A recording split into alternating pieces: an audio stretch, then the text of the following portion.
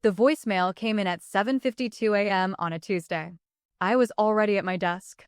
I am always already at my desk. My manager's voice, Keith Dunbar, warm and practiced the way men get when they have rehearsed something they know you will not like. Hey Lena, just wanted to give you a heads up before the announcement goes out this morning. We went a different direction on the senior advisor role. Grab me when you're in. That was it. 9 years. $18 million in client assets I had built from cold calls and referrals and Saturday morning phone calls, and one client's kitchen table in Naperville where I sat for 2 hours explaining estate planning to a retired electrician who became one of my best referral sources. 9 years. And Keith Dunbar gave me a heads up. My name is Lena Vasquez. I am 41 years old, and for 9 years I was a financial advisor at Meridian Wealth Partners in Chicago, Illinois. We managed personal and small business investment portfolios for clients ranging from mid-career professionals to retirees with significant assets and very specific opinions about where their money should go. I built my book of business from zero. Not from a warm list. Not from inherited accounts. From zero. In 9 years, I grew my client portfolio to $18.4 million in assets under management. My client retention rate was 94% over the last 4 years, which in financial services is the kind of number that makes compliance officers smile and competitors ask questions. I brought in 11 new clients in the previous fiscal year alone, 7 of them through referrals from existing clients, which means they trusted me enough to send their friends. I built the client transition protocol, which was the internal process Meridian used when an advisor left or retired and their accounts needed to move to someone new without the client feeling like a file being shuffled. I wrote it in 2019 after watching 2 client relationships dissolve during a poorly managed handoff. The protocol saved an estimated $2.1 million in assets from walking out the door that year. The irony of that will become apparent shortly. I also manage the firm's annual client review calendar, which sounds administrative until you understand that a missed annual review is how a client starts wondering whether their advisor actually knows them or just knows their account number. I had not missed a scheduled review in 4 years. I skipped my own anniversary dinner in 2022 because a client called at 6:30 with a question about a trust amendment that could not wait until morning. My husband, Marco, ate the reservation alone and texted me a photo of the bread basket with the caption, "It's good, but it's not you." He kept the photo. I kept the client. The senior advisor role had been open for 3 months. I had applied in writing, submitted a formal business case, and presented a 5-year growth projection to Keith and the regional director in a conference room called Meridian Blue on the 14th floor.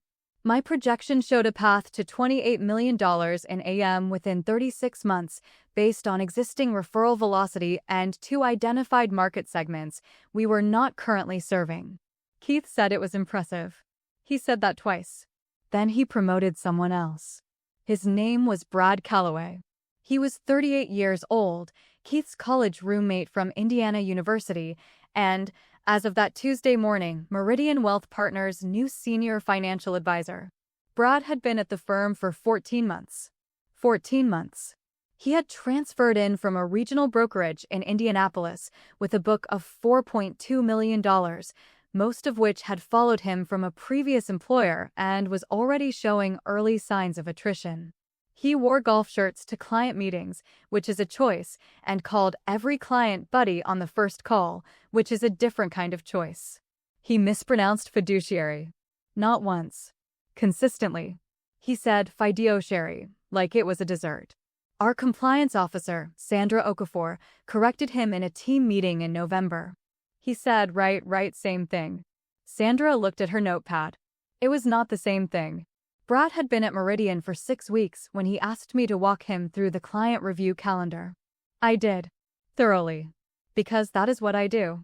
He took notes on his phone, which he held horizontally for reasons I chose not to examine. Afterward he said, "You're really good at the relationship stuff." I said, "It's the job." He said, "Yeah, but like, the soft skills. You've got a real gift for that." Soft skills.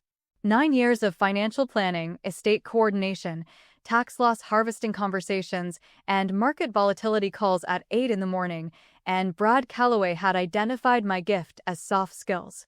I said, thank you. I did not mean it. He did not notice. In January, Brad sat in on one of my client review meetings. Keith had suggested it as part of Brad's onboarding enrichment, which was a phrase that should have come with a warning label. The client was a retired school principal named Dorothy Haynes. Dorothy had been with me for 6 years.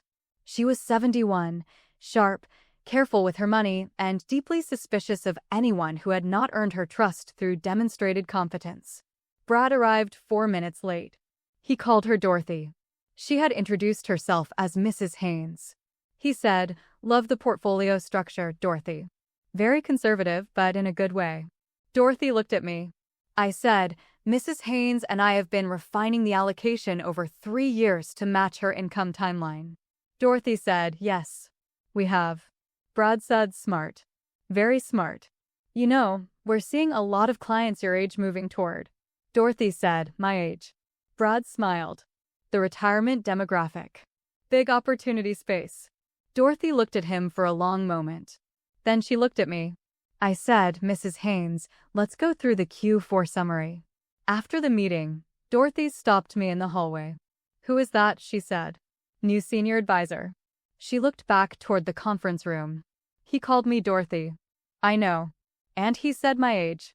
"I know." She straightened her coat. "I hope he's not my advisor." "He's not." "Good," she said. "Keep it that way." I intended to. Brad's first quarter numbers were not strong. His inherited book had lost 2 clients to attrition, and his new business development was 3 meetings and no signed agreements. Keith described this in a team meeting as a strong pipeline in early cultivation. Strong pipeline in early cultivation. That is what you say when someone has not produced anything, but you need to protect the decision you made. My first quarter numbers were the best I had posted in 3 years. For new clients, $1.6 million in new AUM. 2 referrals from Dorothy Haynes, who apparently told her book club that I was the only person at Meridian who did not treat her like a demographic. Keith said, "Great quarter, Lena. You're really hitting your stride." Hitting my stride. In year 9. I smiled and said nothing. That was the month I started paying attention to my client agreements. Not because I had decided anything yet. Because I am the kind of person who reads the fine print before the situation requires it, not after. That is not strategy. That is just how I was raised. I reviewed every client agreement I had signed on behalf of Meridian. I reviewed the firm's non-solicitation language. I reviewed the employment agreement I had signed 9 years ago, which had been updated twice, and which I had kept in a personal file at home because I have always believed that documents matter more when you are not looking for them. I called my attorney, Patricia Wren, on a Thursday evening in February. Patricia specialized in employment and financial services law. She was the kind of attorney who read contracts the way other people read menus, quickly, completely, and with an immediate sense of what was overpriced. I said, "I want to understand what I can and cannot do if I leave." She said, "Tell me what you're thinking." I told her. She was quiet for a moment. Then she said, "Your non-solicitation clause covers active outreach to clients for 60 days post-departure. It does not prohibit clients from contacting you. It does not prohibit you from responding. And it does not prohibit you from informing clients of your departure." "Informing," I said. "Informing," she confirmed. "Not soliciting. There is a difference." "How much of a difference?" "Enough," she said. I wrote that down. I also wrote down the date, February 14th. Marco brought me flowers that evening. I was at the kitchen table with a legal pad and a highlighter. He set the flowers beside the notepad and said, "Happy Valentine's Day." I said, "I think I'm going to leave Meridian." He sat down. "Okay," he said. "I haven't decided." "Okay. I'm just thinking." He looked at the legal pad. "You've highlighted a lot of things for just thinking." I looked at the pad. "I'm a thorough thinker," I said. He smiled. "I know." The announcement went out at 9:15 that Tuesday morning. Subject: Exciting leadership update, senior advisor appointment. Brad Calloway's name. His photo. A paragraph about his dynamic client-first philosophy and his proven track record of portfolio growth. 14 months. $4.2 million. 2 attritions. Dynamic. I read the email twice. Then I closed it. Sandra appeared at my office door at 9:22. She did not say anything. She just looked at me with the expression of someone who has watched a company make a mistake and is deciding how much to say out loud. I said I saw it. She said, Lena. I'm fine. She looked at the closed email on my screen. Are you? I will be. She nodded slowly. For what it's worth, the compliance review on his Q1 file had 3 flags. I looked at her. 3, she said again. Then she walked back to her office. I sat at my desk for 4 minutes. Then I picked up my phone and called Patricia Wren. She answered on the second ring. I saw the announcement, she said. How? LinkedIn. It went public. Of course it did. I'm ready, I said. I know, she said. I've been ready since February. I gave my 2 weeks' notice that afternoon. Keith's office was on the 14th floor, corner window, a view of the lake that he had never once mentioned in 9 years of conversations about client relationships and firm culture. He had a putting green mat behind his desk that he used during calls, which I had always found instructive. He was standing when I came in. He had seen it coming. Men like Keith always see it coming and still act surprised, because surprise is more comfortable than accountability. I placed the resignation letter on his desk. He looked at it. Lena, he said. 2 weeks, I said. Standard transition. He picked up the letter. Read it. Set it down. Is this about the promotion? I looked at him. It's about my career, I said. He sat down. Brad was a strategic fit for the direction we're. Keith. He stopped. I don't need an explanation, I said. I need 2 weeks. He looked at the putting green mat. Then at me. Where are you going? Pinnacle Advisory Group. He blinked. Pinnacle was a competing firm, well-regarded, independent, with a fee structure that was better for clients and a compensation model that was better for advisors. I had been in conversation with their managing director, Claire Huang, since March. Keith said, they're a direct competitor. Yes. Your non-solicitation has been reviewed by counsel, I said. He went quiet. That was the right kind of quiet. I said, I'll complete all scheduled client reviews in my final 2 weeks. I'll document every open item. I'll leave the transition files in the format the protocol requires. The protocol I had written. He nodded slowly. I'm sorry it came to this, he said. I picked up my copy of the resignation letter. I know, I said. I did not say I was sorry too. Because I was not. The 2 weeks were professional and efficient. I completed 7 client reviews. I documented every open item, every pending action, every note that mattered. I left the transition files exactly as the client transition protocol specified because I had written the protocol and I was not going to violate my own standards because Keith Dunbar had violated his. On my last day, Sandra brought coffee to my office and sat across from me. You're going to be fine, she said. I know. Better than fine. I know that too. She looked at the empty desk. He's already asked me to explain the review calendar to Brad. I said nothing. She said, Brad asked if we could just do the reviews quarterly instead of annually. I looked at her. For efficiency, she said. I picked up my coffee. Document that, I said. She smiled. Already did. On my last day, I sent a personal email to each of my 17 clients. Not a solicitation. Patricia had reviewed the language 3 times. It was a professional departure notice.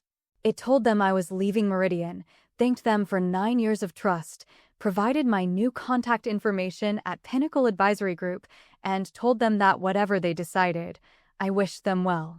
That was it. No pitch. No pressure. No, I hope you'll follow me. Just the truth, delivered clearly, with my new phone number at the bottom. Patricia had been right about the difference between informing and soliciting. It is enough.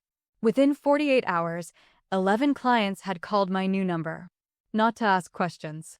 To confirm they were coming with me. Dorothy Haynes called at 8:14 a.m. the morning after I sent the email. She said, I assume you're taking clients. I said, I'm at a new firm. If you'd like to discuss your options. Lena, she said. Yes. I'm not discussing options. I'm asking if you're taking clients. I said yes. She said, good. Send me the paperwork. By the end of the first week at Pinnacle, 9 clients had transferred. By the end of the second week, 14 of my 17 had moved their accounts. 14. $15.8 million in assets under management followed me out of Meridian Wealth Partners and into Pinnacle Advisory Group. The 3 who stayed were not unhappy with me.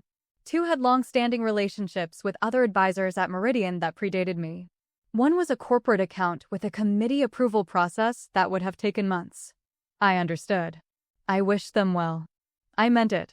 But 14 clients who had trusted me with their retirement savings, their children's education funds, their late spouse's estate accounts, chose to move their money rather than stay with the firm that had just promoted Brad Calloway. That is not a soft skill. That is 9 years of showing up.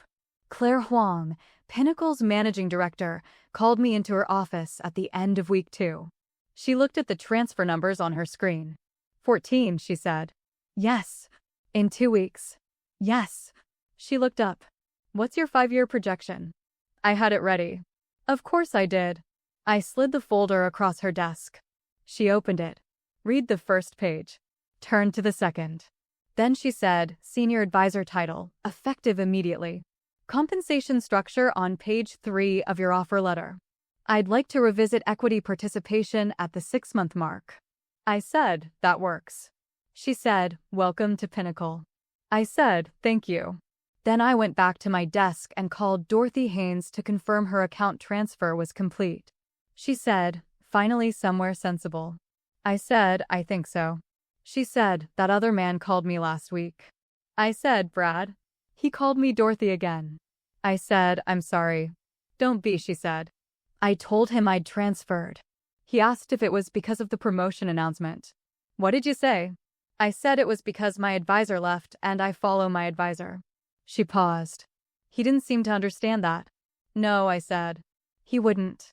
By week 6 at Pinnacle, I had added 2 new clients through referrals from Dorothy and a retired engineer named Frank Castellano who had been with me for 4 years and apparently told his entire neighborhood association that I was the only financial advisor he had ever trusted, with a number that mattered. Frank's words, not mine. My AUM at Pinnacle was already at $16.4 million and climbing. Then Keith called. It was a Thursday, 6 weeks after I had left. 6 weeks after 14 clients had followed me out the door and Brad Calloway had presumably discovered that a book of business is not a spreadsheet, it is a relationship, and relationships follow the person, not the address. His name appeared on my phone at 11:23 a.m. I looked at it for one full ring. Then I answered. Keith. Lena. His voice had the careful warmth of a man who had rehearsed this call and was hoping I had not. How are you? He said. Well, I said. You. A pause. It's been a transition, he said. I waited. Listen, he said. I'll be direct. We've had some client movement since you left. More than we anticipated. More than we anticipated. 14 of 17. I'm sorry to hear that, I said. I wanted to reach out because, and I want to be clear this is exploratory, there may be an opportunity to discuss a return. Senior role. Compensation adjustment. We could make it worth your while. I looked out my office window at the Chicago skyline.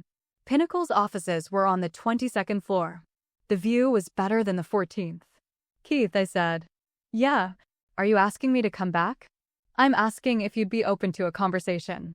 I said, I'm open to conversations. He exhaled. Good. I think we could. My consulting rate, I said, is $400 an hour. Minimum 4-hour engagement. Patricia Wren handles the contract. Silence. Not the comfortable kind. That's Lena. I'm talking about a return, not consulting. I know, I said. I'm talking about consulting. Another silence. You're not interested in coming back. No. Even with a senior title? Keith, I said. You had 9 years to give me a senior title. He did not answer that. There was nothing to answer. I said, if Meridian needs transition support or client documentation review, Patricia can send you the engagement terms. Otherwise, I hope things stabilize for you. He said, right? I said, take care, Keith. I ended the call.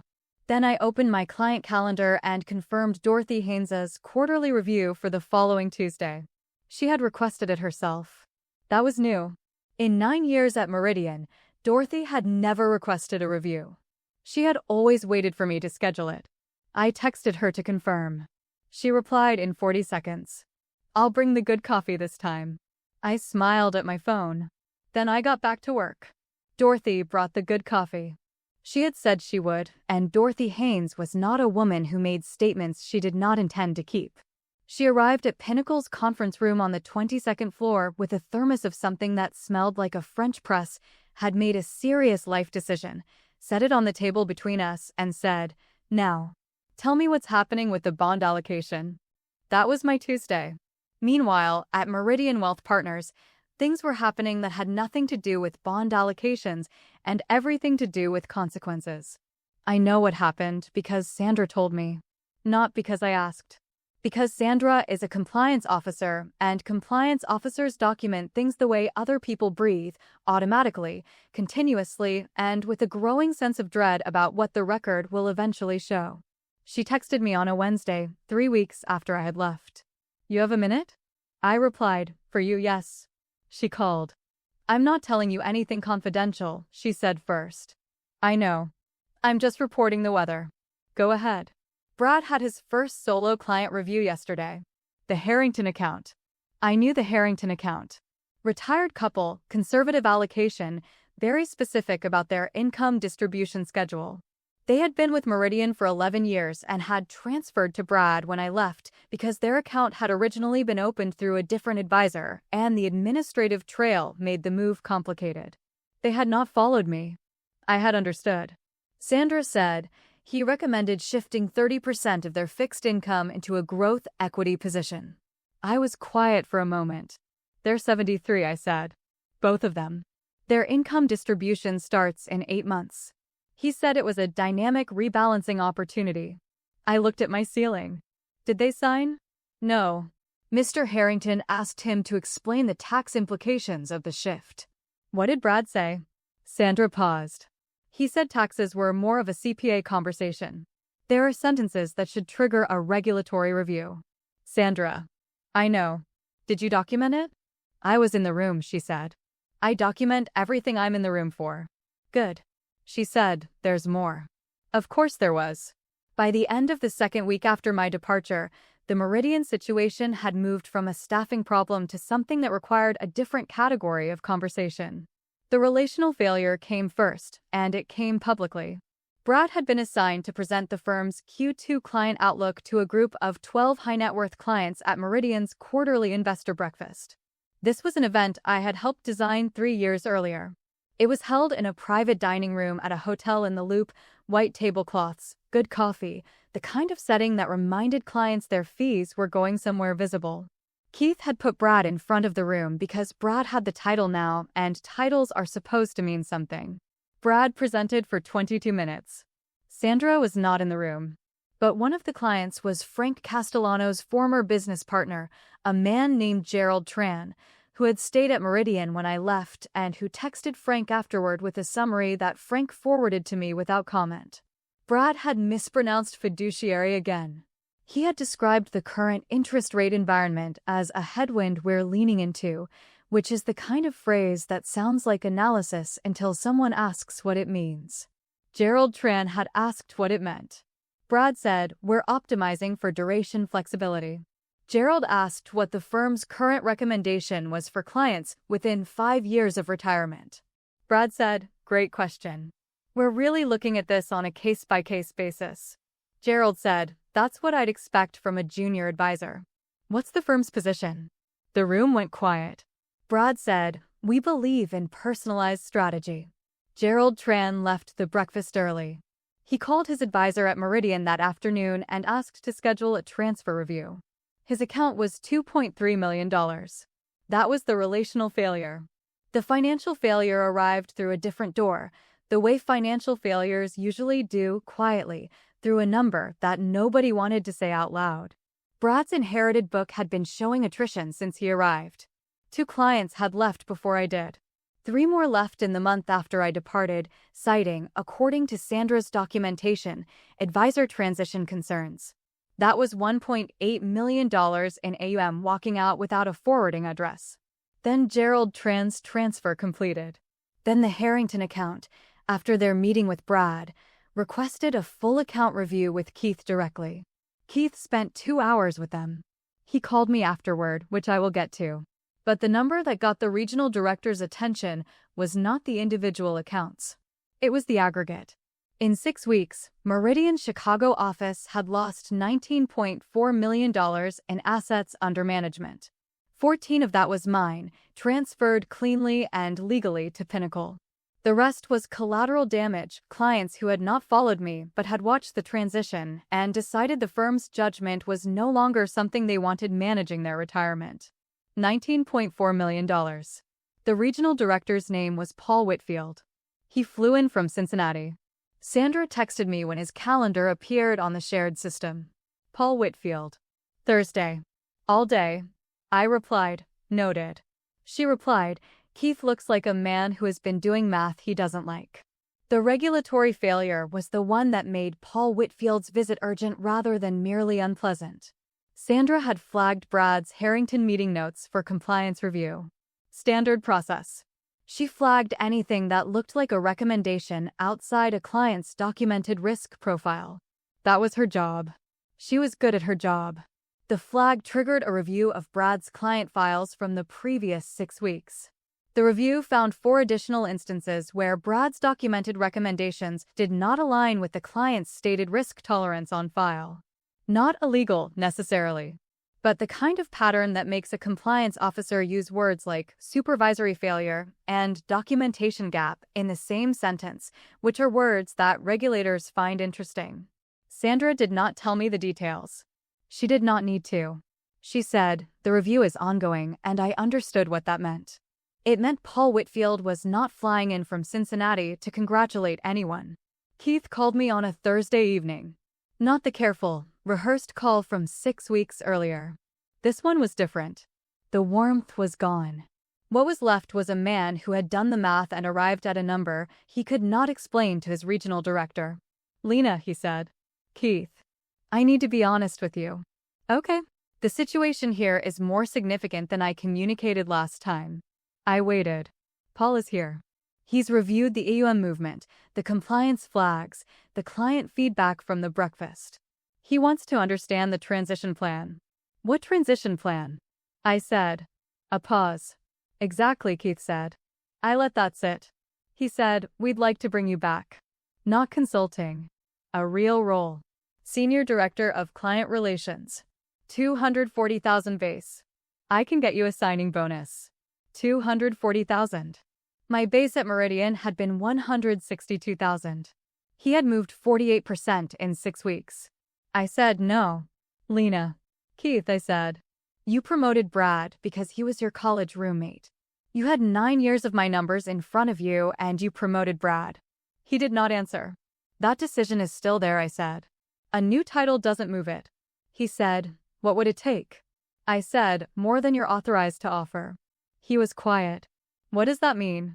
It means, I said, that if Meridian wants this conversation, Paul Whitfield needs to be on the call. Silence. Then, I'll set it up. The call with Paul Whitfield happened the following Monday. Keith was on it. Paul was on it. Patricia Wren was on my end, silent, listening, which is her most expensive setting. Paul opened with the kind of directness that regional directors develop after years of cleaning up messes that branch managers created. Ms. Vasquez, he said. I'll be straightforward. The Chicago office has had a significant disruption. We believe your departure was a contributing factor, and we'd like to discuss a path forward. I appreciate the directness, I said. What would it take to bring you back? I had the list ready. Not because I had been waiting for this call with a spreadsheet open. Because I had been thinking clearly for 9 years, and I knew exactly what the work was worth. Managing Director of Client Advisory, I said. Not Senior Director. Managing Director. Paul said, that's above Keith's current title. Yes. A pause. Continue, Paul said. Base salary of $486,000. 3 times my previous base.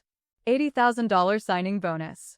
Equity participation in the Chicago office's AUM growth above a baseline of current assets, reviewed annually.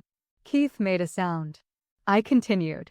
Full authority over client advisory strategy, advisor assignments, and client communication standards. No advisor makes a client-facing recommendation outside their documented risk profile without my sign-off. No exceptions. Paul said, understood. Sandra Okafor's compliance authority is formalized in writing. Her flags cannot be overridden by branch management. If she raises a concern, it goes to regional review, not to Keith. Sandra had not asked me to include that. I included it anyway, because Sandra had documented everything, and people who document everything deserve to have their authority documented too. Paul said, that's a structural change. Yes, I said. It is. We can discuss it. It's not a discussion item, I said. It's a condition. A pause. Noted, Paul said. What else? A formal incident review documenting the transition decision, the promotion rationale, the compliance flags, the client attrition, and the specific advisory errors from the past 6 weeks. It goes to regional leadership, legal, and the permanent operational record. Keith said, Lena, that's... Keith, Paul said. Keith stopped. I waited. Paul said, the incident review. Yes, with Brad's name in it. If Brad's decisions are in the timeline, I said, Brad's name is in the timeline. Keith said, this is punitive. You're trying to end his career. I said, I'm trying to make sure the next managing director doesn't inherit a compliance file with 4 undocumented risk misalignments and no record of how they got there. The line was quiet.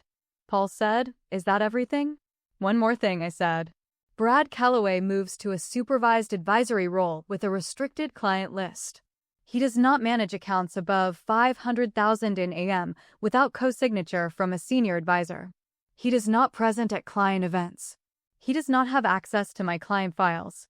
Keith said, you can't restructure his entire role from a negotiation call. Paul can, I said. Another silence. Paul said, give me 24 hours. He called back in 18. We've agreed to your terms, he said. All of them. I said, including the incident review. Including the incident review. And Sandra's authority. In writing, he said. Legal is drafting it now. I said, then I'll start Monday. Patricia said, after the call ended, that was clean. I said, thank you. She said, the equity participation was my favorite part. Mine too, I said. I drove to Meridian on Monday morning for the first time in 7 weeks. Same parking garage. Same elevator bank. Same lobby with the Meridian blue carpet and the framed print of the Chicago skyline that had always hung slightly crooked and apparently still did. The security desk had a new badge waiting. The title read, Managing Director, Client Advisory. The woman at the desk, a newer hire I did not know, handed it to me and said, Ms. Vasquez? Mr. Whitfield asked me to make sure you had everything you needed. Thank you, I said. I clipped the badge and walked to the elevator. On the 14th floor, the bullpen was already in motion. Phones, keyboards, the low hum of a morning that had started without me for 7 weeks and was now recalibrating. Sandra was at her desk. She looked up when I stepped off the elevator. She did not say anything for a moment. Then she said, Managing Director. Yes. She looked at the badge. Your authority is in writing, I said. Her expression did not change, which for Sandra meant she was more than pleased. I know, she said. I read the memo twice. Keith was in his office. The door was open. He saw me pass and stood, which was either courtesy or instinct. I stopped in the doorway. He looked older than 7 weeks should have made him look. Lena, he said. Keith. He looked at the badge. Then at me. I made a mistake, he said. It was a plain sentence. No rehearsal in it. I said, yes. I'm sorry. I looked at him for a moment. I know, I said. Then I went in my new office, which was a corner room on the 14th floor with a view of the lake that Keith had never mentioned in 9 years. I could see why he had not mentioned it. It was very good. 8 months later, Meridian's Chicago office looked different in ways that mattered and similar in ways that were fine. My AUM under management was $22.7 million. That included the clients I had brought back from Pinnacle. Yes, back, because the terms of my return included the right to transfer my Pinnacle book to Meridian under a negotiated revenue-sharing arrangement that Claire Huang, to her credit, respected because she was a professional and the terms were fair. It included 6 new clients acquired in 8 months through referrals. It included 3 accounts that had left during the transition and returned after Sandra's compliance review was made visible to the regional office, and word traveled the way word travels in financial services, quietly, through the people who matter. Dorothy Haynes was one of the returning accounts. She had stayed at Pinnacle for 4 months after I moved back to Meridian. Then she called me. "I follow my advisor," she said. "I know," I said. "Send me the paperwork." I did. Sandra Okafor had a new title, Chief Compliance Officer, Chicago Region. Her authority was no longer a courtesy. It was a policy. No client-facing recommendation outside documented risk tolerance moved without her review. No branch manager could override a compliance flag without written escalation to Paul Whitfield's office. She had used that authority twice in 8 months. Both times she was right. Both times, the advisors involved thanked her afterward, which is the correct response when someone prevents you from making a mistake that would have followed you for years. Brad Calloway was still at Meridian. He was a financial advisor now, not a senior financial advisor. His client list was capped at accounts under $500,000. He co-signed every recommendation with a senior advisor. He had not presented at a client event since the breakfast in the Loop. He had also, according to Sandra, stopped saying fiduciary. Small victories are still victories. He was not destroyed. He was not fired. He was placed exactly where his 14 months of experience and his actual skill level warranted, which is where he should have been placed in the first place before Keith decided that a college friendship was a performance metric. Keith remained branch manager. He was quieter now, more careful. He asked questions before approving things, which sounds like a low bar until you have watched what happens when someone stops asking questions and starts approving things based on who they went to college with. He had not touched the putting green mat since I returned. I noticed. I did not mention it. The total cost of the 7-week transition was calculated by Paul Whitfield's office at the end of Q3. $19.4 million in AM lost during the transition period. Of that, $15.8 million had been mine, transferred legally and cleanly. The remaining $3.6 million was collateral attrition, clients who left because the firm's judgment had become visible in a way that made them uncomfortable. Add the compliance remediation costs, the legal review, the regional director's time, the client recovery efforts, the premium compensation required to bring me back, and the revenue gap from 6 weeks of a senior advisory role being filled by someone who called clients buddy and described fiduciary as a preference. Paul's office put the total impact at $4.1 million. To replace a role they had decided was worth $162,000 a year. The math, as always, was patient. My life was better. Not just professionally. Though professionally it was better in ways that were specific and measurable and satisfying in the way that specific and measurable things are satisfying when you have spent 9 years being told your results were impressive without being told they were worth compensating correctly. Marco and I went back to the restaurant where he had eaten the bread basket alone on our anniversary. We sat at the same table. I did not check my phone once. Not silenced. Off. He noticed. He said, "You're here."